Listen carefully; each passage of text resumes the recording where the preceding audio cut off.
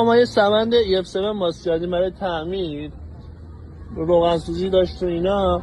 بعد مشتری خوبمون گفت دیک صفحه‌شو تازه عوض کردم اینا، ولی ماشین حالت نیم تلاژ مانند داره، ماشین هم اصلا جون نداره راه بده. بعد اینکه ما موتور رو لخ کردیم می‌خواستیم دیک صفحه رو لخ کنیم، به این نکته برخوردیم که گفتم شما رو حالا در جریان بذارم که ببینیم. یه چیزی بود که من تا حالا ندیده بودم که خیلی هم چیز عجیبیه. حالا مکانیک بوده، نمیدونم شاگرد بوده، هر کی بوده اینو بسته توجه نکرده.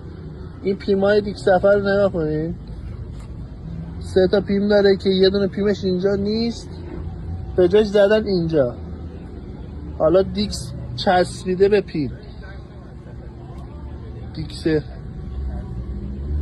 خورشیدی که آزاده، دیکس میچسبه به این، حالت صفحه رو نمیتونه بگیره محکم، به خاطر همین ماشین حالت نیم کلاژ بوده.